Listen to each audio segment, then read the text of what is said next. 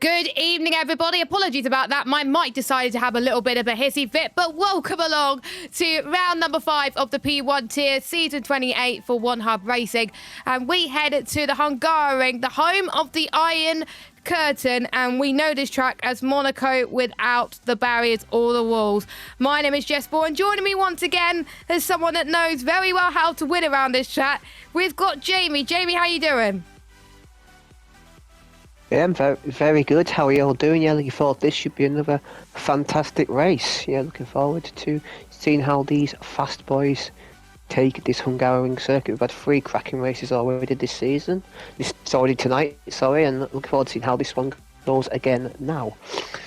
Yes, 3 fantastic races and no safety cars for any of the tiers, which I was quite surprised about because I almost guaranteed there was going to be a safety car, but we did not get any safety cars in any of the tiers. So well done to every single driver that has raced in at the tiers so far tonight. And we had a debut winner as well of Kinney, which is always exciting. And we always like first-time winners in the league. So well done to Kinney. But we have got 16 drivers raring to go to race around this circuit, and we've got Kevin who's leading the championship quite comfortably over Lakitu, but Lakitu also doing well in second place. It will be interesting to see how those two fare around here, but we know looking at the practice times for Kevin, he is looking very quick, so it's going to be tough, I think, for anyone to beat Kevin tonight, but we have seen him struggle before and anything can happen. Yeah, you have to say Kevin has been very support there. He's only got to in all 4 races, so if here you have to say he has to be the big favourite. We've seen guys get close to him on certain tracks, and obviously he's still a bit more vulnerable in races, but I've seen qualifying, he is the man to me, and I can't wait to see what he does around here. Obviously, our poll in the P2 tier was a 15-0, so I expect these guys to get well into the 14s, so if they want to have a poll, I expect the poll to be probably a mid to low 14. Yeah, I think that's what we're going to see currently at the moment. We have got drivers that are on laps, so without further ado, let's head to the circuit. We'll see who's on a lap first. Again, apologies for the delay because of the mic issues, but there we go, we have got it. So Colin is just about to finish his lap then as he makes his way in towards the final set of corners. I can't remember what corner it is on the top of my head. Turn 13 as he closes up to the Haas. Hopefully that doesn't give him too much of a blocking, which he doesn't, as Colin goes up to the line. It's going to give him a nice tail, actually. 1:15.9 for Colin, and we know he could go even quicker. Next to come across the line is, well, I thought it was a Mercedes of Kevin, but it is Senna, one of our picks for the race victory tonight, but he's gone into the pits as well. The home favourite, Axelot, goes fast, but then Logan goes even quicker. The times are going thick and fast here in the P1 tier, as we just had a spin from Roadbite in the background. We thought he wasn't going to make it tonight, but he is here. Yeah, Roadbite. Yeah, he is here tonight. Kevin, though, goes up to the line again. Another person who did a hot lap. We'll see if he can go fastest by quite a bit. A 14.8 already for Kevin. Already smashed the P2 pole time. Yeah, great to see there. Fantastic for him there. Marco was all 15-0 inside that lap as well, yeah. But yeah, Kevin, good bank for him there. And I think Marco Bepp, that was 2 times Kevin the first win. I think that should give him some confidence. See how he's going to progress later. And obviously, we yet to see the likes of Lakitu, who's probably been the second best qualified this season. So I think Lakitu may be the guy who may be able to threaten Kevin's poles. A few guys, obviously, they came in.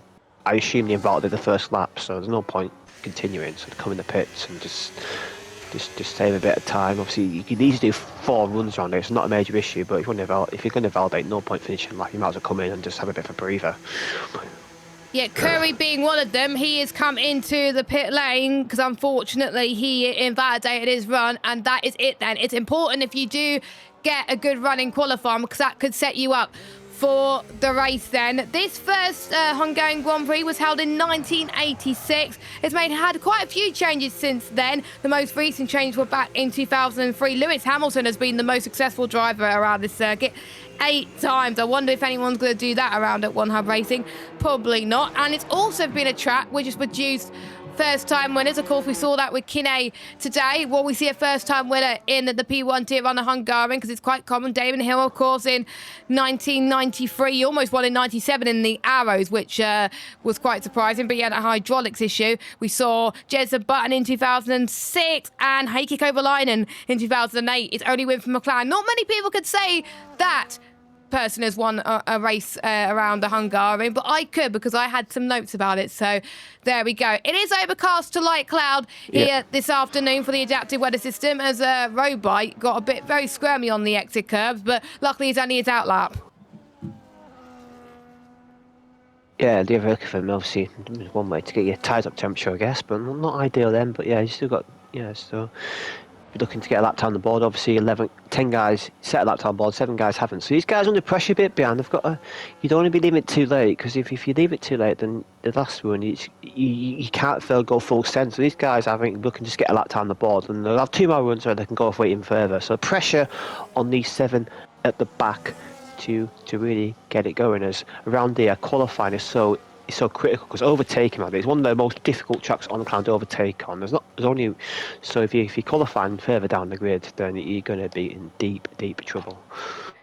Yes, and we've seen that make a difference in the lower tiers, especially where people that qualify lower down, apart from some exceptions, they were struggling to even get some moves in the race. So we'll see what everyone can do around this circuit, including this man, ERT Senna. He couldn't make Silverstone, but he's here tonight. He feels pretty happy around this circuit, and his teammate, of course, well, that's going to help him quite massively. But we are going to see if Senna can mount a challenge to get the podium. Colin thinks he can.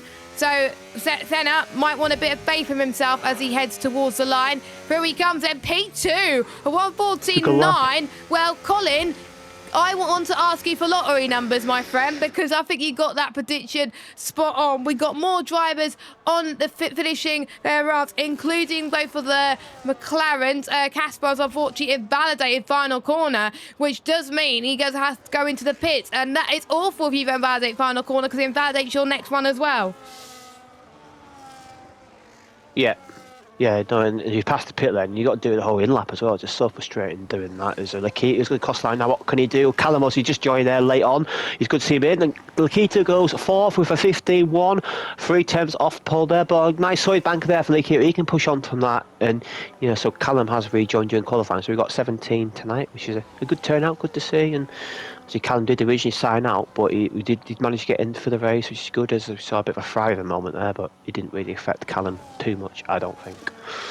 No, it didn't, which I'm kind of relieved about at the moment. The annoying things is it's telling me that they're on 0 lap of softs, but they're not, which is weird. So it's going to be hard to tell if people are on laps or not. But Axelot came across the line. I think he just improved to a 15.2, which puts him into P5.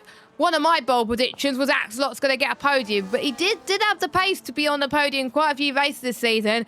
And the Hungarian, of course, he goes to that track quite a lot in real life, so we'll hopefully he could use that real life experience to his advantage. Marco also in the 1:15s, close to the 1:40s, and he goes second fastest, just beat Senna by 4/100ths of a second. He'll take that in a heartbeat. Logan goes up into P4, not quite in the 14s yet. We've got some fast drivers in this tier. If you thought P2 was fast, hold my ravioli, P1 is even faster.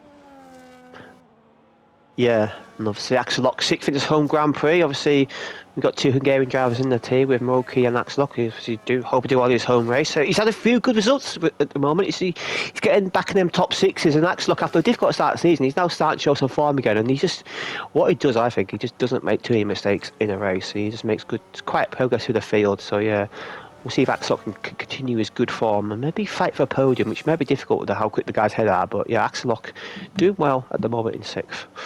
Yeah, I think he's keeping it relatively clean out there at the moment, so we'll see what he could do. Now just came across the line. He has unfortunately invalidated on his lap time, which I think is going to cost him quite a bit of time, so that's a bit unfortunate. So everyone then has done most runs here, apart from our bottom 3. Of course, we've got quite a few drivers taking engine and gearbox penalties, not as much as the lower divisions, but still quite a few. And when I was reading them in the pre-race talk show with Colin earlier on, I was shocked as to to how many people took engine and gearbox penalties. Gearbox I can understand. Of course, Bonyfish, I think, managed to finish 4th in the end in P3, if I remember. So still, that was a decent result, a good recovery there. But engine, I think I've seen a majority of people that have taken engine penalties tonight, their results have not gone in their favours. So I think the ones who have got engine penalties tonight in P1, they were probably looking at the lower tier races and thought, I probably shouldn't have taken my engine penalty at this track. Yeah. No, yeah, we had it in P4 tier where I think Reaper actually set the pole position time in the P4 tier, but obviously he started 11th with his penalty and he didn't have a good race. He sort of got involved in instances where if he was on pole, he maybe could have won the race. But that's the jeopardy of the gearbox. You have to take it one race, and obviously he may have thought it might be a good track for him, but sometimes it's a bit of luck sometimes involved as well, you know. But Hungary is a track where I wouldn't take it really, because it's a track where you just get stuck in a train, and for sector 2 you just can't overtake. You get stuck behind a car in sector 2. We saw it in the other tiers. If you get stuck behind a car in sector 2, then literally you can lose 2 seconds a lap, especially if on dead tyres. So yeah, this is probably the least. This is a track where I would take it the least out of any. So yeah, but obviously some guys prefer it different, and it can work, but I say gearbox not too bad, but engine round here, I just don't think. Yeah, gearbox can work. That's just my opinion, though. Yeah, gearbox could work. We've seen it work in the lower divisions where they started quite low down but still managed to finish quite well because of capitalising on other people's mistakes. But engine, definitely not. But Craggy, of course, had a very decent race last time out in the P1 tier, making his appearance since he last became champion in the P1 tier. He finished 4th last time out, I believe, in Silverstone. He was very happy with that, and to be honest, probably had a lot of good pace compared to everyone else around him. We'll see where he qualified. He's usually a good qualifier in the F124 game. I wonder if that's going to translate to the F125 game. He's also racing realistic, but unfortunately he got very unlucky. He's got very unlucky here. Commentator's curse, Craggy. I do apologise, but he is not was happy with his lap at all. Senna goes up to the line though. Can he improve on a 1:14.9? He improves only slightly, and he's 2/100ths of a second slower than Marco at the moment. We got a few more people on laps. I believe we got Robot just came across the line. He goes in and 2/7 fastest. We've got Wanda Williams goes up to the line. That might be Mert, I think. No, Mert is in P8 at the moment. Marco, Marco's just about to start his lap. Never mind. So we're at the really tail end of this Grand Prix qualifying as Alex has left the session. Not ideal, but so some people that left it very late to do their next run, and we've seen some people that try to go for 4 runs and not work. I tried it early on, it didn't work. 3 runs is what it works around it, as Kevin, wow, 6/10 of a second separating himself from Marco. He is on a mission. I think if anyone could beat that lap time, then I'll be shocked. But Kevin is looking like he's the favourite for pole position, but maybe not my favourite to win the race, because we've seen time and time again. I think maybe apart from P2 tier, the one who second. Yeah, at slot P2, that's very good for him. Necessarily though, the one who puts it on pole doesn't necessarily win the race. P4, the driver who put it on pole, didn't win the race. P3 tier, the one who put it on pole, didn't win the race. But to be fair, he got very unlucky. P2 tier, I think it was Kinnaid that put it on pole. He won the race, so that's the only exception to the rule. So I wonder if we can see the 2 higher divisions have the exception. Oh no, it was Alexa, wasn't it? Never mind. It was Alexa. all three tiers have had pole, all 3 tiers have had some unluckiness from their pole sitters tonight. So for Kevin, he's gonna hope that the unluckiness doesn't fall on his shoulders tonight. Yeah, no, but to say a 4:10 gap's amazing. I think if one guy can break that curse, it's definitely Kevin, because he just looks on fire. So you got a lucky one the race this season where a safety car did bail him out from a possible a really bad finish in Australia, where basically he forgot about the 1-2 stop rule and the safety car just basically bailed him out. But apart from that, he has been on form all season.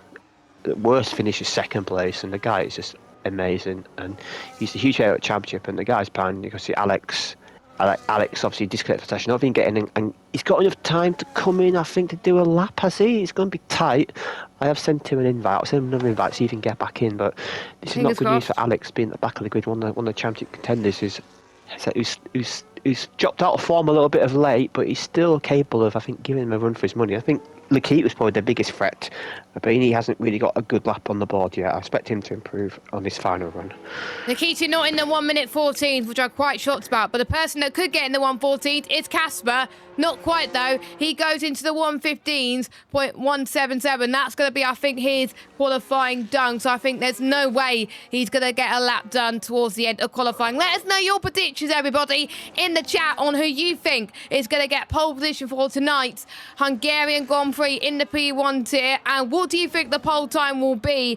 I think the pole time will personally stay as it is. That was my first prediction in the pre-race talk show, was that Kevin was going to get pole without even making any single prediction. I think that's the only prediction I've got right so far in terms of podium/polls. So yeah, not doing very well in terms of predictions this season. They could blame me on that one. As Logan heads towards turn 11 now. Nicely done there through that corner. You've got to aim for the right hand side apex in towards turn number 12. Keeps it nice and planted. Is that pink race symbols. Looks very nice actually, and I hope he keeps it like that from when we race in Miami in about 4 or 5 weeks time. Here comes Logan though, takes a tight run in towards the final corner, keeps it wide on exit up to the line, and I don't think he improves that much. I think he lost I think a few 100ths of a second there on his previous time. So that is his lap done, and that's his qualifying done. We'll see what Arnold could do in at the LP to see if he can improve, but everyone else now is on final run. Senna has just started his. Yeah, so see what Senna can do. Can he get that second place wheel? I think pole is probably out of the reach for him, but I think second place is a possibility, as Alex hasn't rejoined, so he will be starting at the back of the grid. But what can Arnaud do? Obviously, Arnaud has some solid race so far. This is in the midfield. He's a very experienced racer. He's not the quickest in qualifying, but he does real good race now. See what he can do. Can he get in the top 10? I think the top 10 would be a good target for Arnaud in the Alpine, as he seems to be backing off. Is he? Oh no, yeah, he's running 100% ERS. No, he's so, backed off. Yeah. Yeah, I was watching that. I think I was watching the 2026 qualifying lap there for a minute there. But anyway, let's move on from that. As I believe who's going to be next across the line. We've got the Williams of Marco. He's going to start a lap, so he's going to be one of the last guys to start a lap. So Senna's about to finish Senna, his lap. He's up on his time, I do believe. Then it is the final part of qualifying. The final 2 corners. Final part of qualifying here in the P1 tier. Now he's going to have just enough battery, I think. Here he comes. He goes up to the line. Looks a good lap so far. Can he go to second place? No. It was 7. Yeah, he's moved to third place. 7.777, but not quite enough to be Axelock. We got Craggy though. He's going to see if he can get into the 1 minute 14s, but it's going to be tight if he could do it. P5, not too shabby for Craggy. I think Casper won't have time to do a lap at all. A good improvement, yeah. Callum has just finished his run, so he can't do any better. Casper goes into the pits. We got our pole sitter Kevin. Can he go quicker than a 1:14.3? This is looking like a very good lap. No, he doesn't. He does not improve, but I think he's still going to get pole anyway. Marco goes up to the no, it's not Marco, it's his teammate. He goes into the pits. We've got Morgan, who just come across the line in P14, Mert P13. Marco, I think, is the only one that could challenge. Maybe Atslot. We'll keep an eye on Atslot, because we've got Juan Williams that's just had a moment in towards the final corner. Luckily, it's not Marco. Marco is in at 5th position, the home favourite. P2 at the moment. He's the only man that could challenge Kevin in P1. What could he do? Could he find some more time? No, he could not find more time. No, Senna could not improve either, so I believe that's it. He's on the front row at slot for the home favourite, which is very good for him. He's going to get a nice run in towards turn number 1. You want to be on that left-hand side line into turn number 1 because you get a good entry there. So Axlot starting in the best position, but is the speedster, I would say, of the league so far, Kevin, who's got another pole. I think we've got a favourite for the Speedster Award right there, which is why I called him the Speedster. If anyone manages to get the amount of poles he gets, is crazy. So, but Kevin looking like he's going to be the one that gets some gloves and socks for free.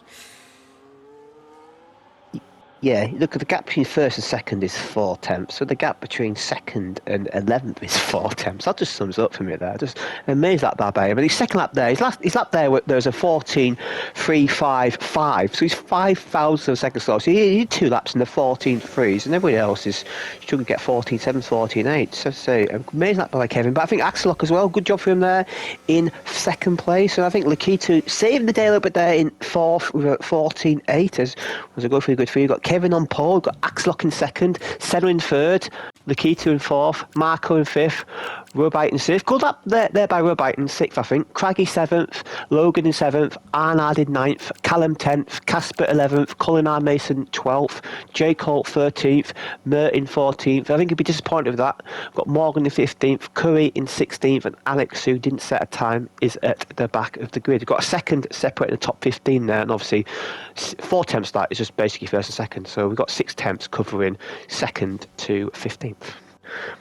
Yep, indeed. And I've just heard from Colin that his lap that he just did was a PB. So he's happy with starting where he is, because I don't think he could have gone any quicker. That was a very good lap, Colin. So fair play if you're watching this back. But of course, we've got the engine and gearbox penalties to apply, and also any grid penalties, but I don't think we've got any grid penalties for any drivers, because everyone in P1 is well behaved. So I will tell you who's got some engine and gearbox penalties. So we've got 2 gearbox penalties. Kevin will not be starting on on pole position because he's taken a gearbox penalty, as well as Casper taking a gearbox penalty, Curry taking an engine penalty. I think if there's one driver who I think it's smart to take an engine penalty around here, it's Curry, because he would still be starting in the back anyway. It doesn't really make a difference. So yeah, Curry taking his engine, at least he gets it out of the way. But that does mean, Jamie, with all the engine and gearbox penalties, Axelok is going to be starting his home Grand Prix from P1. Yeah, the whole Hungarian crowd in the crowd now being ecstatic for that, seeing their man on pole. Obviously, great to see. And what can he do from pole? Can he get that first podium of the season he's desperate for? And he's in a great position to do it. And obviously, I think he seemed quite confident from what I heard from earlier in practice. So see what he can do for the race very shortly. But yeah, great to see there. Great to see Axelok on pole. But Kevin will only be 6th on the grid, so Kevin will still be a threat for the race. Don't count him out for the race win. Starting 6th. Yeah, I think with him getting pole position, his gearbox penalty, I think it couldn't have gone better for him. Yes, people would probably be kicking themselves. They shouldn't have taken a gearbox penalty there, but he's going to get poles quite a lot throughout the season anyway. So for him to get the best possible result by taking a gearbox penalty, he would take that in a heartbeat. So well done, Kevin. I think we could see him climb way up the order as we make our way through the session today. So watch out for him. It is possible to gain position at the start. Salau, I think, gained 4 positions off the start. So it is doable for the likes of Kevin to make his way through. Same with the other people that have got penalties, like Casper. So Casper's going to be starting in the back anyway. Same with Curry. So we'll see how we could do near the back. So any surprises, James, of how they did both good and bad? Well, I think the good surprise has to be Axelok second on the grid, and also I have to say, also Robite 6th on the grid, obviously, but he just chalked him in that race. The Robite sort of struggled this season, but great to see him 6th on the grid. And the disappointment, I think, has to be probably Callum. Disappointed for him, but obviously he raced at such short notice, maybe being a bit harsh on him there. And that's probably my main disappointment, but I think I maybe a bit harsh on Callum there, but I think he's probably a disappointment for me. And obviously Alex, but it wasn't really his fault, because he had game issues out in the back, but I don't think he could be to blame for that qualifying, because if you have game issues, then you can't really do anything about it. But I think he's in now for the race, so he will be racing at the back of it. I'll be interested to see how he progresses through the field as the race goes on. Yeah, we'll see how he does, of course. Callum, I was a bit shocked that he was lower down, but again, he probably wasn't expected to be here. He probably didn't practice much, if not at all, but it is still quite a decent lap time anyway for him. Roadbite impressed me quite a bit. Senna, not too shabby from him either. A very decent qualifying for himself. And of course, Colin saying his PB, yes, he's lower down the grid, but he didn't think he can get into the laps that he did. So I think he was a good surprise. He could see he could climb his way up as well. Craggy had a decent qualifying as well, but we'll see where he can climb up. He was actually called to the drivers' press conference today, and the press complimented him about his great performance in Silverstone. And what does he feel is achievable for the rest of the season, and what tracks is he looking forward to? And Craggy said he's happy with his performance, coming from P8 and P9 on the grid to 4th. So I'm expecting him to climb just a tiny bit, not as much as Silverstone, because Silverstone you can overtake. Hungary's more technical, so it's going to be more difficult. And he's targeting a podium, and he doesn't mind any of the tracks on the schedule. So we'll see what we can do. I like that with Craggy. Not hating any track at all, and he doesn't mind them. That's going to help give him an advantage compared to some other drivers who maybe hate certain tracks. Yeah, I think so too. I think also if you go in a mindset of not liking a track, then what you tend to do, you tend to think, oh, I'm not going to practice here. And you tend to just maybe guess you do so I've at certain tracks where I know I'm not good at. I just tend to go on a negative thought. So I try to erase that a bit this season, for sure. But it is easy to get in that. But if you like all the tracks and it's good and you can just enjoy it, and obviously he has joined late on the season, so he's not really a threat for a championship or anything. But he can, you say, get some podiums, and it'd be a spoiler to them guys at the front. As Craggy obviously been the previous P1 tier champion last time he raced here, so he's definitely got pedigree, and he'll be looking to join that podium fight tonight. I think he's got a good chance. He is looking, he's getting back up to speed a bit now, and obviously he does race in our realistic championship as well. So he's had 2 races these past few weeks. He DNF'd, unfortunately. A bit more. He DNF'd, unfortunately, realistic, which was a bit unfortunate, but not going to say too much about what happened in that one, because things may change, so I'm going to shut up. So luckily, he can revert that DNF, luckily, from what he did at Zandvoort, so he's probably going to be relieved about that one. And, of course, strategy is going to be interesting, Jamie, as we head into this one. Of course, the medians, when we both raced earlier on, we felt the medians were a bit not great, and I was speaking to quite a few P2 drivers and they felt the same way. So I would suggest 2 hards will be the way to go, and we've seen certain drivers start on the hards, they struggled a little bit. So if I were you, starting on the mediums and then doing 2 hard stints is definitely the fastest strategy, and that's why we saw quite a few drivers do that strategy, and pitting around that 22, 23 for your final set of hards. If you hit before that, there's going to be drivers that will pit. Even if you get the undercut, they're going to close up on you and they're going to try and get the race win. So that's a strategy to be on today, I think. Yeah, I mean, you can get a nice undercut. Undercut is super found here. It's like 2 or 3 seconds a lap, maybe 3 seconds a lap if you get clean air. But it's no good doing undercut if you basically last 2 laps you just sit and duck. So yeah, you've got to balance right. You got to pick the right lap to obviously get your undercut, but also you got to make sure you're not leaving so short change at the end of the race. So I think a lot of guys. Most of the guys who won the races tonight, I think 2 of them, they're basically offset on the final stint.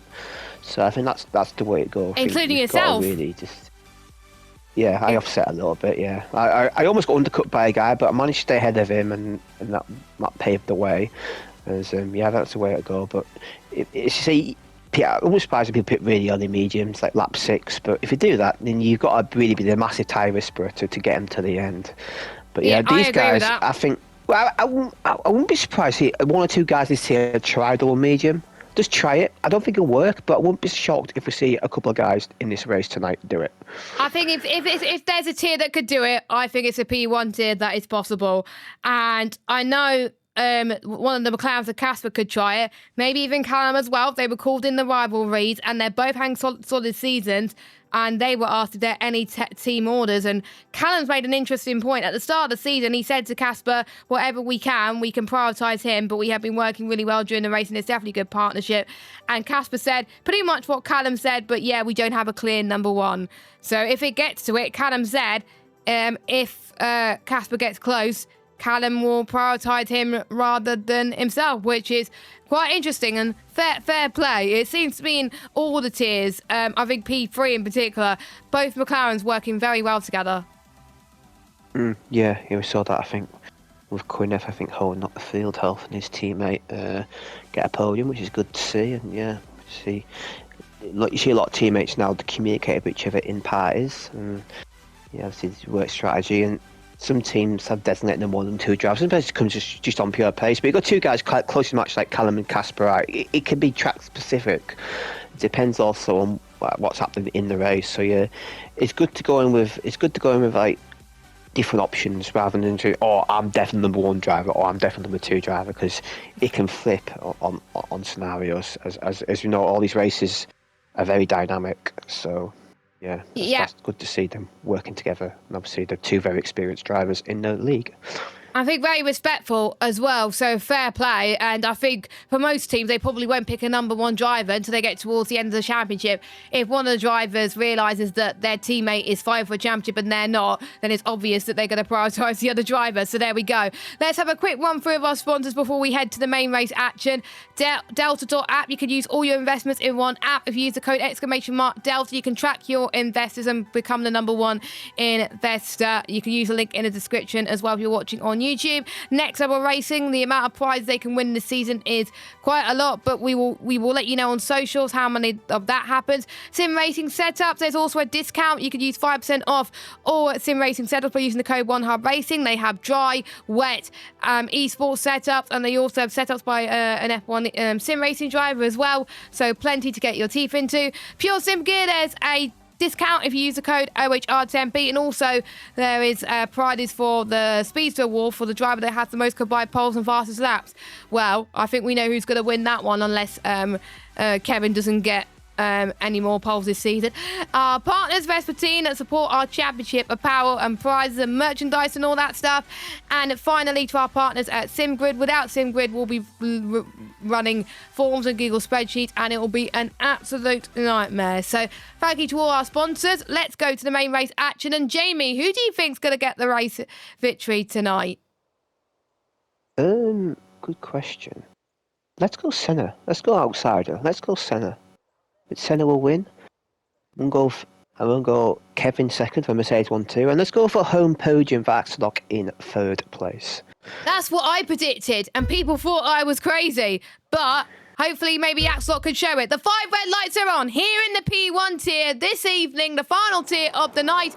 And it is action here at the Hungarian. Senna gets a much better start than Axelock, but Axelock covers them well. Lakitu tries to go around the outside of Senna. We saw maybe some bowling going on in real life, but it doesn't look like it here. Lakitu runs a bit wide, makes a bit of contact with Senna, and that's allowed Axelock to really increase the gap a little bit. So obviously Senna had a better launch and reaction, but Axelock had a very clean run in towards turn number 1. We've got yellow flags. That is, I think, Morgan that's had a bit of a spin, unfortunately. So that's his race coming to blows. Robite's up into 5th place. He's had a good start. Same with Craggy. Kevin's dropped, I think, 1 place. So not the start he would have wanted, but dirty air around here could be an absolute nightmare. So Axelock, definitely the start he would have wanted. Craggy in P1. He leads this race as Craggy goes around the outside in the chicane, actually very brave. Past Robite into 5th. Another good start from him.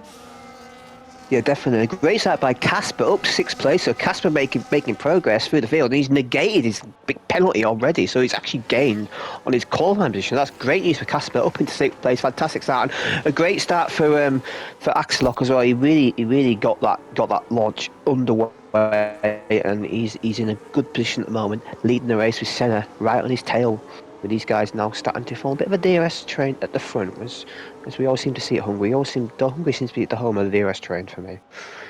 Yeah, I think we both were involved in the DRS train in our race as well, and it's just so difficult to pass each other if they're running the same wings. I'm almost certain the drivers that I was fighting with at the start of the race were running similar wings, so it was just so hard to pass due to the dirty air. But luckily, maybe with the F1 26 DLC or even F1 27, they will fix that, because there will hardly be any dirty air if it's like what it is in real life, which is exciting. I can't wait to race a much closer together with some cars and not having to worry about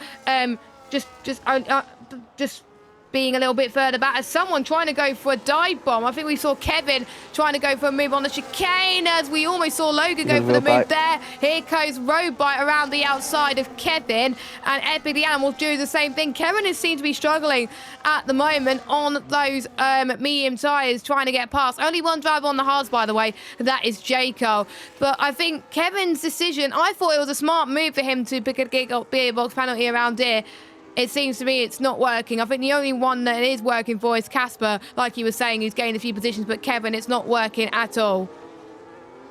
No, he's just stuck behind Robot. Looking for him, Robot, I think he's still in DRS at the car's head, so he's not lost the DRS train just yet, but I think he's a lot quicker than Robot. And look at the move done. He was desperate getting the move done in the chicane, but impossible to really go for a move there. You have to really rely on the other guy really sort of letting you through there as Axellock's still in lead, but Senna is gaining. Senna's going to go for it. Is he going to back out of it? Yeah, he backs out of it. But Senna is looking threatening for the race lead. These two are starting to pull away a bit from the key two. He's just about hanging on to DRS with Marco right on the rear end of the Red Bull, so... Yeah, these front guys. Everyone's in a DRS train up to Callum. The whole field is in a DRS train apart from Perrod Morgan at the back, who obviously got involved in that lap 1 incident.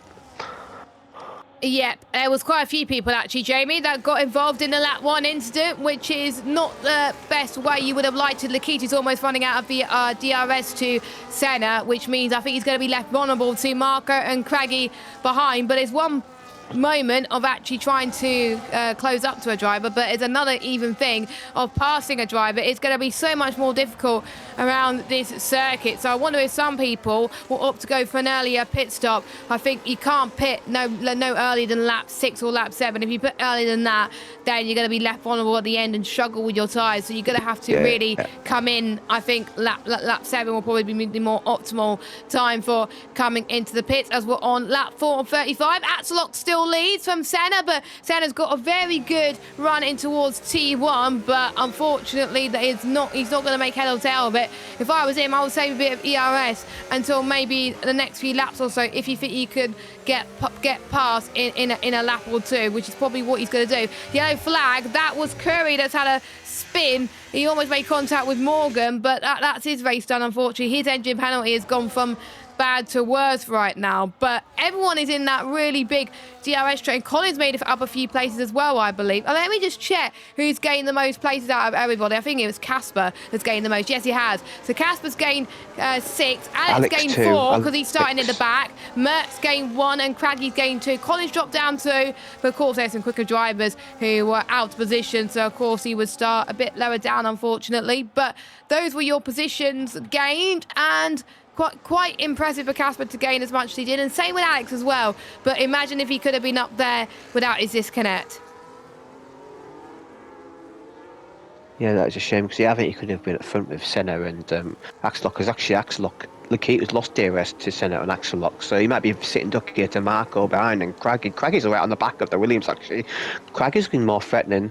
Craggy's got great pace. Can you get anything done about the moving the Williams to turn 1? You can go for a dive in. I think it's better of it. Obviously, it's a bit too early. I think these guys trying to position themselves in for the first pit stop. As yeah, it's still difficult when you got DRS on the car head. Does it go side by side around the outside? Is Craggy? Has he got the move done? Not quite. Marco just about keeps it there, but Craggy's looking really aggressive here. He's desperate to get some moves done, I think. You can tell he's quicker. You can tell he's quicker on pace compared to, I would say, Marco as well, and he's just desperate to get that podium. And wouldn't that be amazing to get a podium on his second race back to 100 race? And of course, I think he's a driver that loves the league, he loves the community, and I think quite a lot of drivers like Craggy with how he approaches the league a little bit as well. And you can tell he's having a little bit of fun, as we can see the helicopter shot heading towards turn 10 now, as it is overcast to light cloud to overcast around this circuit. So we'll see if that's going to make a difference to the strategies. I wonder if that's going to help them or hinder them, as Lakita's out of DRS to Lakita, so that's going to help Marco in some ways. But let's watch Senna once more. I think Axellock, I could tell from the way he's running a bit of lower wings, and Senna is using just ERS to try and catch up with them. Yes, you could close up towards team number 1, as Axellock almost made a mistake there, but Axellock always likes to run low wings around any track. I don't know how he does it, because I am on PC as well, and I try running low wings on some tracks compared to him, and I lose the rears quite a lot. So Axellock doing a very good job to keep Senna behind. I wonder if Axellock or Senna, one of the two, is going to think about an early pit stop, because I think that's what Senna needs to do, I think, to get ahead of Axellock here. If he pits at the same time, he's going to be a sitting duck. If he does pit probably a lap or two before him, then he's going to probably have a huge advantage. Yeah, I especially Kevin coming early. I think Kevin might take it. He's just got to pass Rollback there last lap. We got by him there, so he's up to 6th.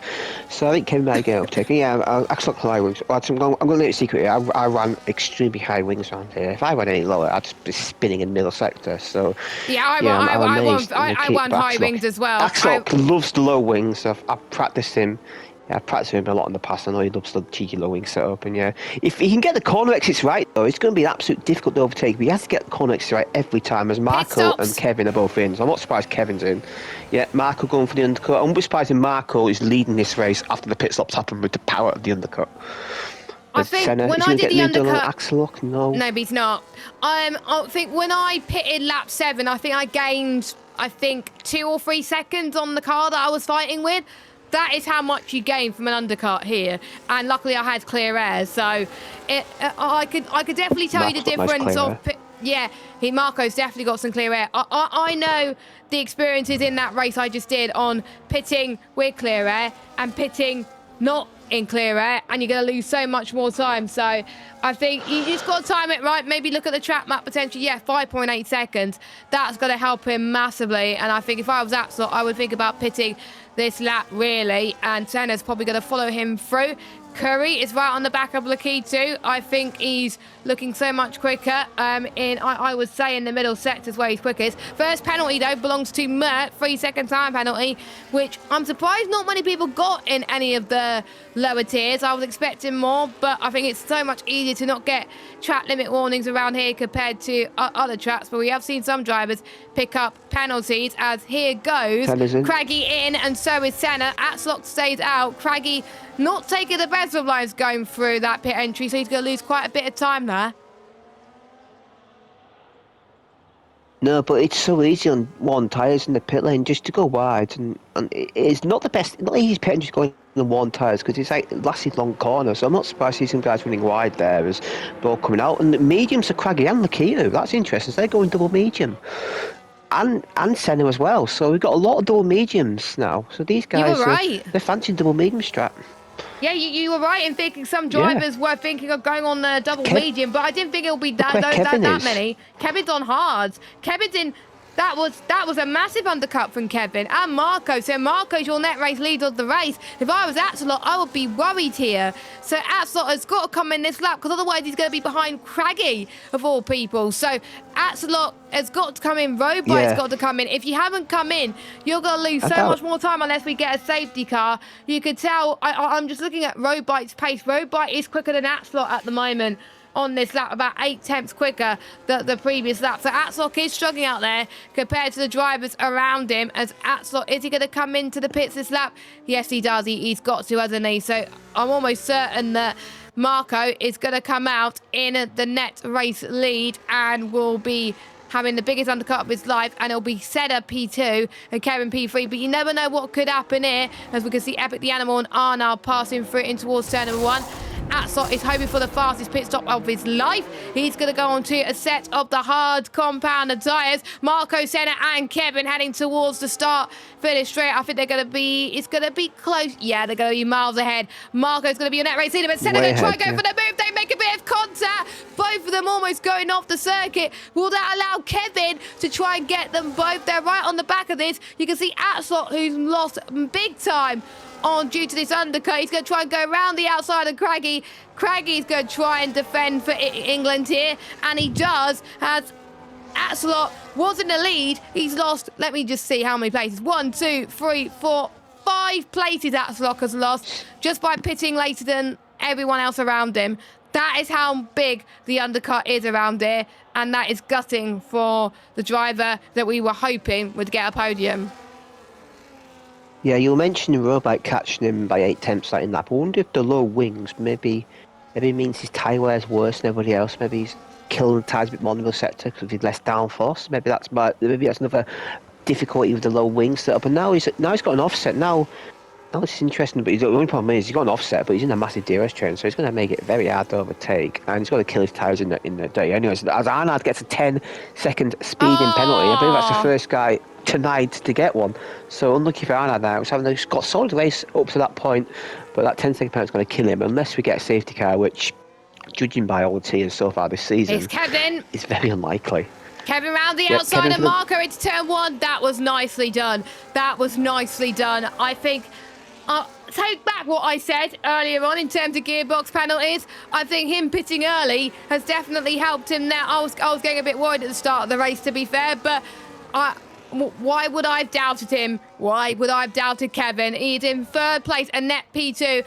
And it's just like real life, Jamie. A 1-2, a net 1-2 for Mercedes. I hope we don't see this in real life for majority of the races, because it will be absolute boring unless they have a title fight. If both Mercedes have a title fight, yes, fair enough. But if one pulls to the distance, I wouldn't like it. But J. Cole's the only driver yet to stop out of anybody, but he's going to have to stretch it. Yeah, he started on hard tyres. He's going to have to stretch it 3 more laps, because otherwise he's going to be an absolute nightmare. So he's going to have to stay out for 3 more laps. Yeah, sorry, you only get around lap 13, 14 for that, yeah. But it's really like Mercedes in real life, and the Mercedes in real life, they never have the best first stint, but by stint 2, it's started to come a bit alive. I've seen it here now as a Senna on the mediums. He's trying desperately, I think, to make sure that Kevin isn't in DRS, because I think if Kevin gets in DRS, it's going to be very difficult for Senna to stay ahead. But Senna obviously on the better tyres in the moment, but they are going to wear out quite quickly, so it won't be too long, I don't think, till Kevin and Marco are back on the tail of that Mercedes guys. Nikita and Craggy are right behind these guys. That's not unreal. But look at Alex. Alex obviously started at the back of the grid. Alex is not far off joining this fight as well. So Alex is making very good progress from his unfortunate qualifying. So Alex is going to try and make a good recovery drive, try and get as many points as he can. Yeah. I think Alex, it was a shame, of course, due to his disconnection. And I think he lost game audio. I think it wasn't a disconnection. He lost game audio. So, which has happened in quite a few instances on this game. Not as much as previous game, but that must be very frustrating for him. But he's still having a nice one through this one. And make sure you leave a follow on Twitch if you haven't already, to keep up to date with what's going on One Hub Racing. And make sure you follow us on all our socials, on X, Instagram, TikTok, and YouTube, and all that good stuff. Make sure you subscribe to us on YouTube, as Jaco comes in really early. I didn't think he was going to go on a next set of tyres quite early. It's going to be quite difficult for him for the rest of the race. But Kevin has caught up to the back of Senna now, and I don't think Senna's going to fight this. Nope, he is not. There wasn't much of defence there, no. I think, maybe not. He was thinking about trying to go for the move, but he realised that Kevin is much quicker than him, and even on much harder tyres, Kevin is just able to just keep on his own and go into the lead of this race, which is absolutely amazing. And Senna's tyres are going to start to go very soon, as we have a spinner. I think Logan had a bit of a moment. Yeah, Morgan's also had a bit of a spin as well. But yeah, Logan has dropped down a few places too. He's dropped down into 12th, and don't forget the top 12 do score points in this league. Logan, I think, has dropped the most places out of anyone. He's not had the best of races either, which is absolutely gutting for him. Yeah, now Senna is doing a job with his teammates, holding these guys up, no doubt about it. He is holding these guys up, and he's allowing Kevin to pull away. Now Kevin has broken deals with these guys, and now I think Kevin, I'd say, is 50k for the win now. Yeah, no. This is a great teammate from the Mercedes boys here, as we've got another spinner. We've got Hassaby, that is Curry, who's spun in sector 2, and yeah, Marco is getting so frustrated behind the back of Senna. I can tell by his drive he's getting frustrated. I would be if I was in that situation. You can see Senna does not want Marco to get any slipstream at all in that Williams, and I think that's helped Senna forever here, as Marco's probably a bit frustrated that he didn't get a toe either. That was very smart from Senna in that Mercedes, and look at that. You could tell that Marco's just a little bit more comfortable on the brakes. He can brake a little bit later. I can see what Senna's doing. Senna's trying to hold Marco up to give Kevin a lead. That's what McLaren's did in the P3 tier. Curry's out of the race. He retired in the pit lane. But that's been our only retirement so far. But I think if Senna is holding up Marco, that is, you can tell he's not driving as fast as I would have liked. He is doing a remarkable job for his teammate. So 2 tiers tonight. We've had one driver helping the other teammate out, and I think for both of them, hopefully, it's going to work in their favours. It worked in P3. Will it work in P1? By the looks of things, it is 2 seconds already is the gap between Kevin and Senna. I think Senna is sacrificing his race to help his teammate. Yeah, it's probably why I went on mediums as well, because mediums are quicker tyre. It helped him with a better undercut to get in a better position for this. It's all deliberate for the Mercedes guys, no doubt about it. And it's in the rules because it is the same team, so it's not against one of the rules. It's good teamwork here. And Marco surely has to send it. He has to just outbrake the guy. He has to just send up inside here, unless his race is completely gone.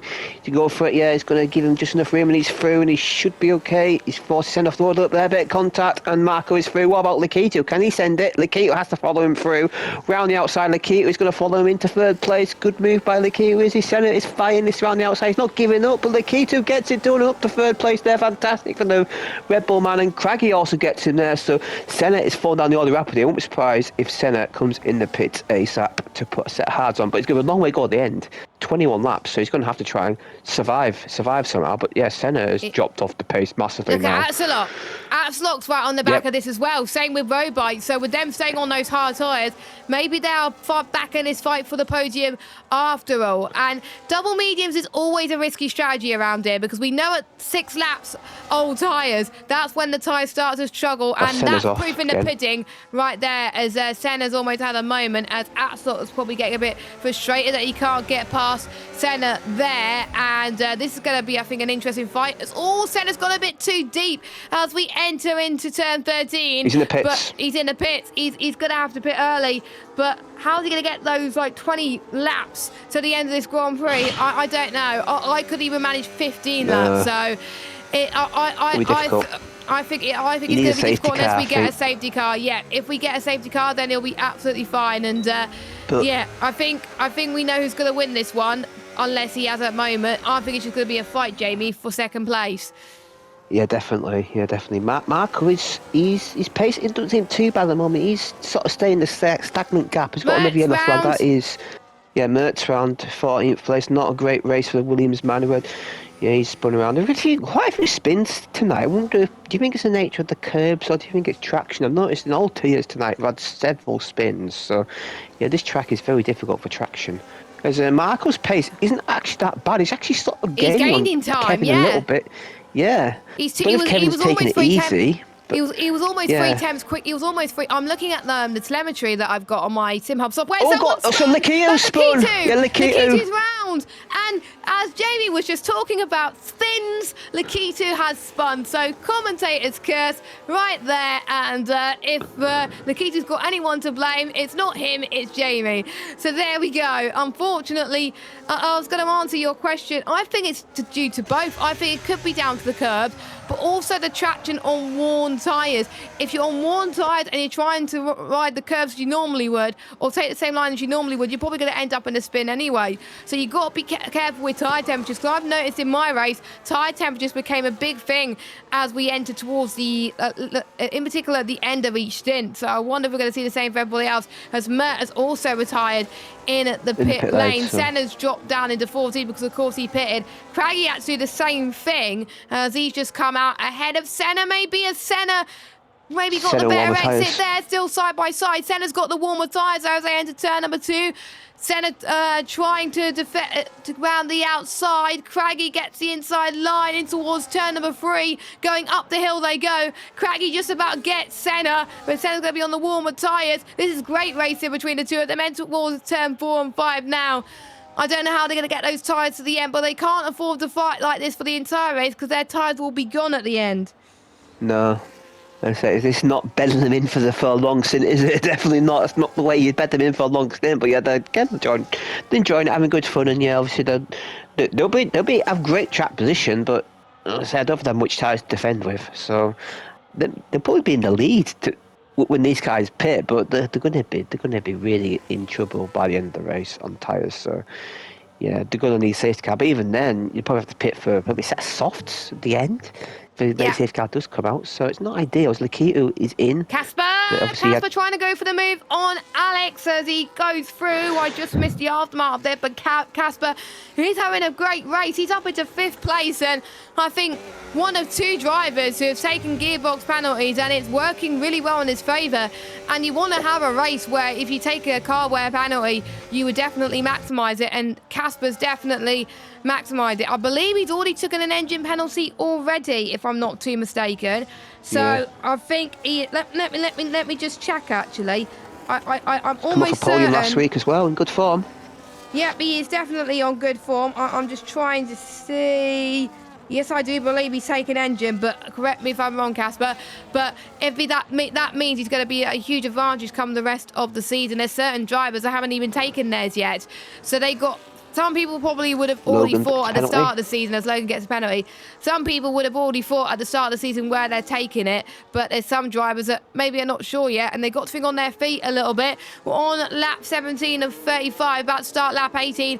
Kevin still leads by 2.4 seconds over Marco. Atslot in P3, so Atslot still looking on course to be getting a podium at his home Grand Prix, which is what me and Jamie predicted. We both predicted he was going to get a P3 this evening, and he's doing very well to do that. Yes, he would have wanted a race victory, but him with the overcut did not work, unfortunately, and Kevin is just too quick anyway. So we'll see if Atslot could try and close up to Marco with that tyre offset like we've seen in other tiers, but you never know, anything could happen. But Casper's looking very quick on the back of Robite right now.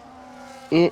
You say Kevin's too quick. Well, actually, the past few laps, these front guys, the pace has been very similar. It's within tenths of each other. So I think Kevin needed that help from his teammate Senna, because he's probably on balance the quicker driver. It's not as quick as he was in qualifying.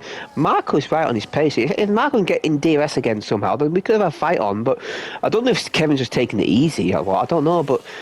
The front runner's pace are all very similar to each other. As a Casper getting a bit leery behind Robite there, lost a lot of time middle sector there. I think the Delta.app is playing an effect there as Robite is now in the DRS of Caxalock.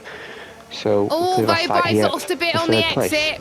Robite's lost a bit on the exit of the final corner, which I don't think that would have made a difference much to Casper, because Robite did get DRS from Atsalok, so Atsalok is definitely helping Robite just to stay within touching distance, because if Robite didn't have DRS, I think Casper would have breezed past Robite. But this is a very good fight between all three of them, a fight for the last spot on the podium. This is very interesting to see, a McLaren versus a Racing Bull versus an Aston Martin. I don't think we would have seen that in real life. If I was an Aston Martin, I wouldn't get it on the grid. Atslot, though, has picked up his first warning, but some people have already got 2 warnings, so if they're not careful, they could be picking up 3-second time penalties, and that could really have put a detriment to their race. We'll start to see, I think, people on the hard tyres, if they got the harder strategy, go for their second pit stops, I think, around about now. So they'll probably pit around about lap 20, 21, probably 19 if they're careful. Casper's just picked himself another warning as well. He's on 2. If he gets one more, he'll get a penalty, which would be a bit of a shame if he does that, because he's running at a decent position in P5. Is Marco going to think about pitting? Nope, he does not. I would expect to see a majority of drivers pitting next lap. Robite, that was an interesting entry into the pit lane. It was like a bit of Tokyo Drift in there, but luckily he did not speed into the pit lane, as Arnaud is having a fight with the Haas of Alex. Alex struggling a little bit on 3 lap older tyres compared to Arnaud. So Arnaud's having a good recovery as well, and he's not far off the back of Casper. Shame about that penalty he got early on in the race, but Arnaud's having a good comeback as well, isn't he, Jamie? Yeah, he is. Yeah, definitely. He's having a good pace, but that 10 seconds is going to kill him in the next pit stop. He's going to drop him way down the order. We've got Jake on Logan, off the right behind these guys fighting on the mediums. Logan on 10 lap old mediums, so he must be feeling very second hand. So he's doing well to keep that on the track, to be fair. And yeah, I do expect to see. I think Marco may pit this lap. I'm going to predict Marco will come in this lap to try and get an undercut on Kevin. Yeah, I think Marco's gonna definitely pit this lap. That's what I did. It was a bit sketchy towards the end of the race, but it is doable, and as long as you could stay and get within clear air, you should be absolutely fine, and it can help your tyres a little bit too. So I think Marco could follow Kevin in. Kevin stays out. Marco goes in. So Marco goes into the pit lane, and Atsalot, thank you. Atsalot comes in. He realised that the overcut did not work the last time about, so he wanted to come in this early to go on to another set of hards. He's learnt his lesson from the first stop, and I wonder if people gave him some tips there. So that's probably going to help him a little bit. And we just saw one of the Hasses come into the pit lane. I believe that was Alex, but I wonder how that's going to affect the pit stop. Change. Wing change as well. And don't forget, we do have 10 seconds. Kevin's got a penalty. I don't think that's going to make too much difference. That's huge. That's huge. And Casper's got one as well. Never mind. Casper as well. That's going to affect the podium fight. Casper's chances of podium have gone down dramatically of that. Obviously, he was on 2 warnings you mentioned earlier, so he's just pushed it a little bit too hard on the 1 tyres. Not a huge surprise. Obviously, you've got 1 tyres, you don't have much grip. It's so easy to run wide on his corners, I think, especially up the hill. That car looks handful. He's on the curb again there. He almost spun it there. Casper is really struggling. I'm surprised seeing him come in this lap either, because that car is handling very viciously. He is quicker than Kevin on the last lap. Casper did a 19.7 and Kerry did a 1:19.9. So Kevin's in. Yeah, Kevin comes in, which is to be expected. Casper is going to try and stay out. I wonder if Casper's going to go on to another set of mediums to the end, as now doing a bit of drift as he comes into the pit lane. Jacob, of course. Oh, Jacob's come in. That is interesting. He realised that the undercut was not going to work out, it seems. But I can't remember what tyres he was on. He was on mediums, yeah. So he could go on to another set of the hards to the end. Very smart from him. Out. As Kevin comes out, and he was struggling a bit there. So Senna is your race leader from Craggy and from Roadbite. I have to say, my biggest good surprise at the moment is definitely Roadbite. He's struggling a lot this season. And if he gets his first ever podium in One Hub Racing, I'll be absolutely delighted for him. But he's got some tough competition. He's got Lakitu behind him. He's got Kevin behind him. And he's got Marco behind him. And Roadbite, even though he's on 2-lap younger tyres, it's going to be tough to see if he can get it till the end of this Grand Prix. So, yeah, Roadbite doing a cracking job. Craggy doesn't have to pit either, but we saw that earlier in P4 with Night Clear. He pitted roughly about the same time as Senna and Craggy, and those tyres did not last. Yeah, it'll be the last 5 laps where it just plummet down the order for him. But yeah, it's worth a try, I suppose. They weren't really in the race, so you might as well try it. If it works, you don't really lose anything because of it. Because I think they're on for like a 7th race anyway, so you might as well try it. Might as well go for Hail Mary. They're not in the championship fight. And yeah, so let's see how he does as Casper's in the pits now. But yeah, Kevin lost a lot of time there. He's lost 3 or 4 places, and actually Mark almost had him there in turn 1 coming out the pit. So yeah, Kevin's in traffic here, so this is going to make Kevin's job He's going to get past Lakitu though.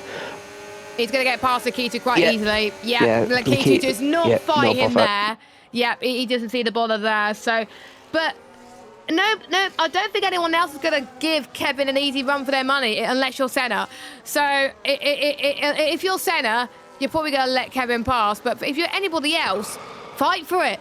Fight for the victory. Fight for a podium, because Kevin is quick and he's got that penalty, and that's going to help you get that podium if you do so. It is going to be overcast conditions towards the end of the Grand Prix, so I wonder if that's going to make things difficult for the drivers on the hard tyres, just to get those tyres up to temperature. As I'll get the stops up for you, as everyone now has done their 2-stop race, so everyone can make it to, well, everyone won't get disqualified luckily, but we'll see if especially the front lot could get to the end of the Grand Prix. I'm still picking Kevin to win the race on track, but it's going to be anyone's game if you're not Kevin, if I would say. If Kevin just could get past Roadbite and try and close the gap there, I think it'd be a very good shout. But look at Roadbite. Roadbite's actually quicker than Senna here by about a second. So Roadbite's got to pick his battles here. Roadbite's doing a decent job. Oh, look at this. Oh, they made contact. Kevin's made contact with, I think, his teammate, I believe. And Roadbite's just like, thank you very much. I'm going to try and go for the move. Roadbite's going to try and go off. They made contact too. Careful, lads. You don't want to do that, my friend. This is but he's got a penalty, though. Roadbite's got a penalty, so I think a chance of him getting a podium, unfortunately, has fallen by the wayside. And Senna, I think, was very lucky there, but that's helped Marco and Axelot. What an nail-biting battles that we're having at the moment, Jamie. Yeah, definitely. I've seen Marco's in a great position at the moment. If he can get by Senna, that he could be on for a race win here, no penalties. And to say he's doing a fantastic job, and yeah, Roadbite, a bit unfortunate there to pick up a penalty there, but Let's say I've been very impressed by his pace today. Obviously, there was some rumours earlier on that he may have moved down to P2 tier, but I think at the moment he's definitely the right tier. No, Now I think he's in the now he's right. got a He's bit in the more right tier. motivation going. He's got more used to the game. Yeah, Yeah. definitely. Yeah, that was He was a bit unhappy early season, but now he's around here. He's a front runner. He's got race winning pace around here. Obviously, he probably won't win the race, but he's definitely got pace capable of winning Oh, the here we race. go. Here comes Kevin. Craggy's got a nice gap at the moment, nice buffer. He's got 2 Mercedes. Yep. Yeah, we got Kevin that's got in Kevin's through centre. into second place. Yeah, Kevin's up into second place, and he's going to now chase down Craggy for the race win on track. But I think it's going to be plain sailing for Kevin, I think, because Craggy's on 9-lap-old hards, which will probably go a little bit very, very soon. And we know Atslop really wants this podium too, so watch out for him. Marco's picked up another warning. Tut-tut, if Marco's not careful, Marco will end up getting a penalty. Oh, just look at the fight happening near this double chicane. Oh my God, there's one of the McLaren has had a bit of a moment. Atslop, I think, dropped down into 8th position as Casper trying to go for a move here around the outside. Oh, as they make contact once more. Casper's through to 7th place. Casper's very brave on those mediums as Callum has picked up a penalty. But Atslot, if I was him, try and go for the move again, but that didn't work. But my, oh my. Oh, Callum's that's on a great. spin, I think. Yeah, Cam's on a spin. I'm very surprised that Casper's pitted for mediums, but in a way, not that surprised that he usually goes for the bold strategies. If it works, then fair play. But I think all this fighting has cost Axelot a chance of getting a podium, which is very unfortunate. Yeah, Marco's got to get through now on Senna. And is he going to make it easy? No, he's not going to make it easy. Round the outside goes to Marco, and nicely done from the Williams driver. I think we are going to... Yeah, he's got them. I think we are going to end the streak, unfortunately, with management on the podium, because I think in every tier we've had at least one management member on the podium. I thought it was going to keep going tonight with P1. Unless Atslot could get his act together, I think the streak could be over, unfortunately. Well, there's a possibility, there's a chance. He hasn't got a penalty, but the problem is he's in bad track position situation. But a lot of guys head on dead tyres, so he's just got to keep a good mentality here and try and just get through, pick guys off, and he could get a podium. But I say Senna and Craggy, they're going to really struggle in the race. They've still got another 9. They've still got another 10 laps to do. They're going to be on 20 plus laps all tight in the race. That is going to be an absolute nightmare for them guys. But Craggy's got a nice buffer. Craggy's actually pulled away from Kevin at the moment. I don't know what Craggy's had for breakfast, but oh my God, he's absolutely rapid at the moment. And yeah, he's just amazing. Craggy's got to hope his tyres hold on, because he could be on for race winning if the tyres hold on, but I don't think they will. Honestly, if Craggy could hold on these tyres to the end of the race and pick up the race victory, then he gets my driver of the day. But realistically, I don't think it's going to happen for Craggy. Casper on Lakitu, I think he is being very bold and brave, but he's got to go for the moves. He's got to be bold. He's got to be brave, because if he just stuck behind, then you're going to lose so much more time, really. And I don't have the confidence to do moves like that, and Casper does. So Casper's got that penalty. He's got to try and claim as many positions as he can. Marco getting on Kevin. Yeah, Marco's getting on Kevin as Casper's one ride in towards turn 6. And is that going to allow Atslot to try and go for the move once more? Logan's in this as well, despite that penalty. So anything can happen there. I'm almost certain the podium is going to be Craggy at the moment. Craggy, Marco and Senna, because I don't think anyone else is going to catch up, unfortunately. But you never know. Strange things have happened as we enter the final third of this race. Who's going to win this one? Is Craig going to do it on 11-lap-old hards, or is Kevin going to put out the challenge like we've seen in previous races in P3 and P2? Someone who won the race over the driver in P2 just because they had that tyre offset. Oh, is he going to go for the move? Oh, my goodness. I'm quite surprised. Well, Marco through just about, I think. Yes, he goes still side. Can Kevin fight it back? I don't think he can. I'm quite surprised Kevin didn't gain on Craggy as much as he done. Has Kevin got damage or something? He doesn't seem as quick as he was earlier on. I don't think he's got damage. Yeah, he's got end plate damage. Yeah, Kevin's got end plate. Yeah, Kevin's got end plate damage. Yeah, Yeah, look, he's got left end plate damage there. That's why he's struggling.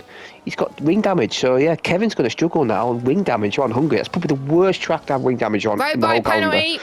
Road bike's picked up another penalty, so I think that's going to help Axelot gain He's quite a few definitely out of the places. podium fight now, then. Yeah, he's definitely out of a podium fight, and Yeah, I Axelot think could be on for podium here, you know. he's got no penalties. I think he's picked up, I think, one warning, and that's it.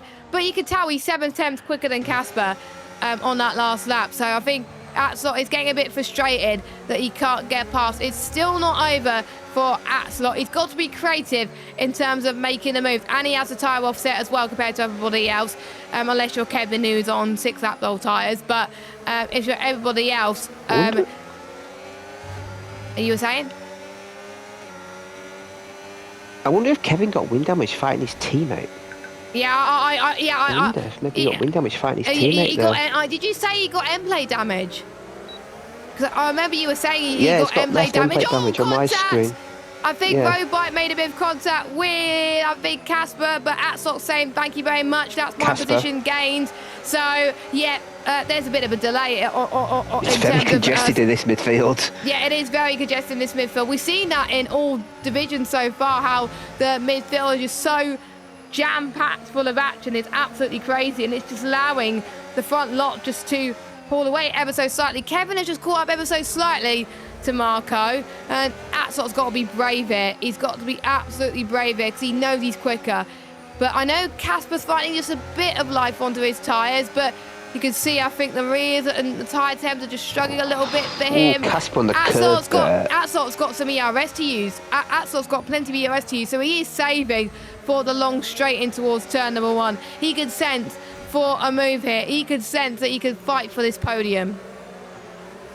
Oh, my goodness. I was actually Casper's also got wind damage. So everyone's got wind damage. This is amazing how people got wind damage. Axelot now, he's forced Casper into 2 mistakes, last 2 corners there. This should be an easy DRS pass into turn 1. Yeah, he's going to outbrake him into turn 1. Very easy there, up into 6th place. And the 2 guys heading him on the 13 and 15 lap old tyre. So Axelot and Kevin had the wind damage. I think Axelot could get the podium tonight, you know. I think if he gets past these 2, I think he's on for the podium.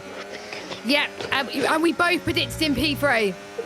So it is doable, but he's got to get a move on because we know that Kevin's quick, Marco's quick. Fair play to Craggy, though. He's making those tyres last for so long, but we know Marco's going to get him eventually.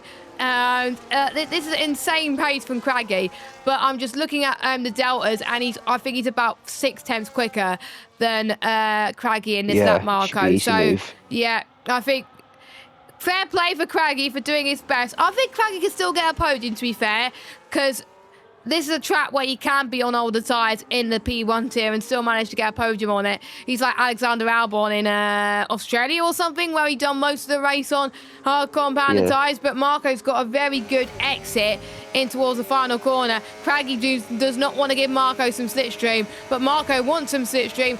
Through he goes then. They both leave each other room. Marco to the inside. Switchback of dreams. Does Marco. This could be the move he's looking for to take the race lead on track. And it's going to be tough for him. You do not want to make contact, lads, because that's going to invite everybody else behind him to try and go for the move as they make a tiny bit of contact, but not much, as Marco takes the lead of the Hungarian Grand Prix. If he can keep this up, he could be on for his first race win of the season. He might have picked up one at the start of the season. I might be wrong, but Epic the Animal, by the way, is past Casper up into 9th. So Casper's struggling. Yeah, he won in Spain. I thought so. I wasn't imagining things. So, yeah, there we go. But really good stuff from Marco. I think he's now the favourite to win this race. Maybe not on track, but definitely a net race win, I think. Well, he's got a healthy car and no penalties, and his tyres are in decent-ish nick. Not the best nick, but decent nick. I think he's good for a win here. But yeah, Craggy, good fight there. Good driving, Marco, but good drive by Craggy as well. Good to see. And yeah, but Marco's broken the DRS already, so yeah, I think Craggy knows the fight for the win is over. And Kevin, he'd be ruining that wing damage here, because I think he could win this race without that wing damage. Because how quick he is with a broken wing, he's keeping up with these guys even with a broken wing. Casper. That is the McLaren. That Casper's around yet. obviously he had that wing damage coming to pits now. He's going to pits now and he's going to go for a fastest lap point, I believe. That's what he's going to go for now. Yeah, Casper loves the fastest lap. He's got the most fastest laps in one of history. So yeah, he's going to go for it again. Yeah, of course, Jamie does our databases, so he knows the stats at the back of his hand. 66% front wing damage on the front left. So, yeah, he's going to have to pit, really. And the gap now between Marco and Craggy, 1.2 seconds. So, even if Kevin tries to get past Craggy, I don't think Kevin's going to get past Marco, because Marco is a machine. Marco likes technical circuits, it seems, because it's quite similar to Spain, and Marco did well too, so I'm not really that surprised that he's doing well here. Yeah, definitely. And yeah, he just love it, and it's quite similar sort of way it's on circuit, obviously. And also, this is interesting. Look at Senna in 4th place. Is he helped his teammate again get a podium? Because look at that, he's 3.5 seconds behind his teammate. He's got Lakita and Axlock and Alex and J. Cole. J. Cole's in 8th. Out of nowhere, J. Cole's in his podium fight. That is incredible to see. And yeah, these guys are all close to each other, but Axlock has to get by Lakita. If Axlock can get by Lakita, I think he can have one at Senna. But he's got to get by Lakita. He's got a great opportunity here into turn 1. He's in the slipstream. These lower wings will help. Is he going to go for the inside? He thinks better of it. He doesn't quite have the momentum into turn 1 there. As Marco's pulled a 2-second gap on Craggy in the lead. That's insane. Yeah.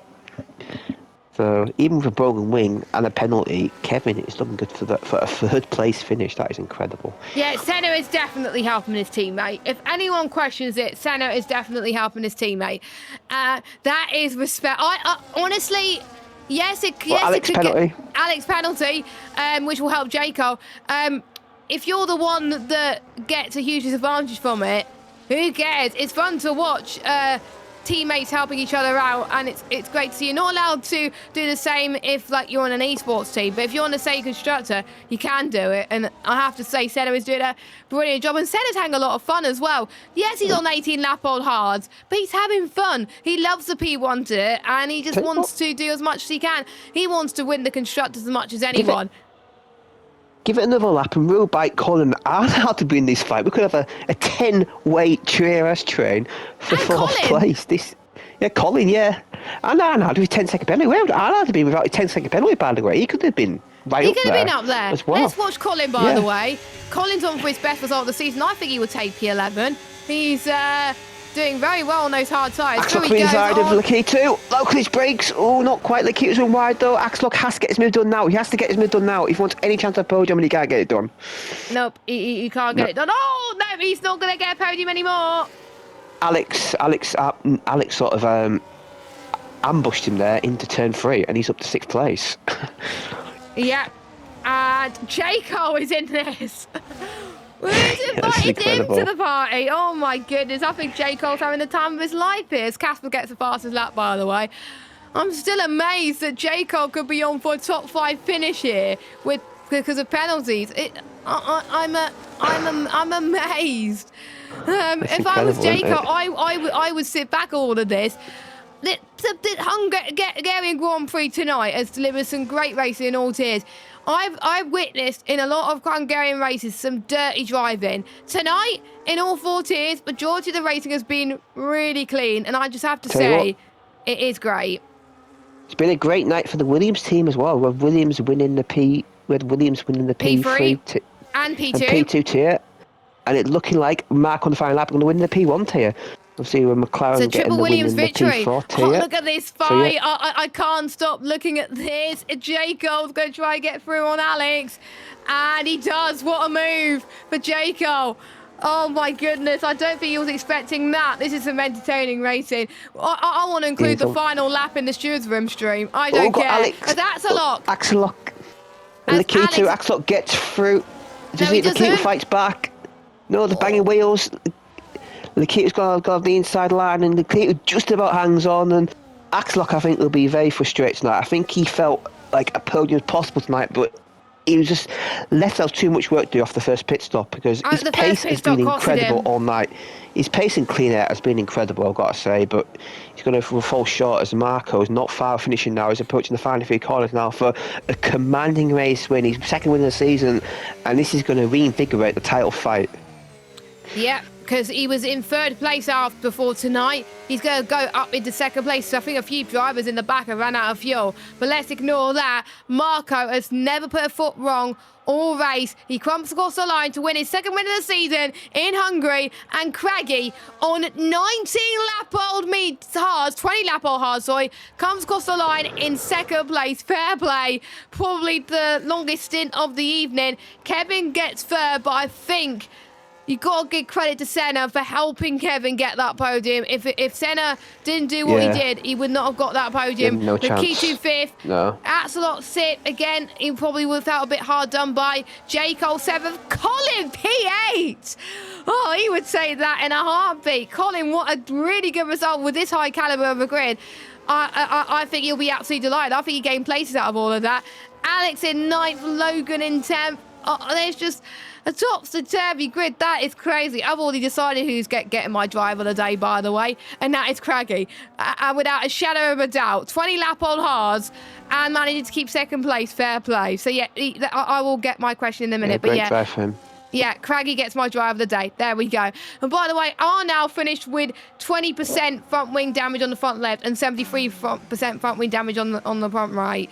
And he still managed to get in the point. So, fair play now, but again, he probably chose the wrong strategy as well. But Marco, I think I'm interested to see how that reflects the standings now. But he is definitely a contender for this fight. We thought Kevin's going to be up there, but with I think the gearbox penalty might have cost him a little bit there, because I think it would have been an easy win without it. Yeah, definitely. Marco will have gained 20 points for the win. Kevin will get 14 for third. So he's gained 6 points on Kevin there. I believe Alex got the fast lap inside the top 10, so no fast lap point for either of them guys there. So yeah, he has gained close gap a little bit there, and it's looking like a two-way fight for the championship now. I think Alex is sort of falling out of it there a little bit there, but yeah, Marco is keeping us interested for an exciting second half of the season, which we're on the way after Japan, as he took the race win with Craggy in second, Kevin in third, Senna in fourth, Nikita in fifth, Axelot in sixth, J. Cole and Colin Mason in eighth. Good results for the Sour Boys there. Alex in ninth, Logan in seventh, Arnold 11th. Good recovery for him after that penalty. Robite in 12th, I believe, ran out of fuel at the end there. Yeah, Casper in 13th with a fast lap point outside top 10. So Casper yet another fast lap.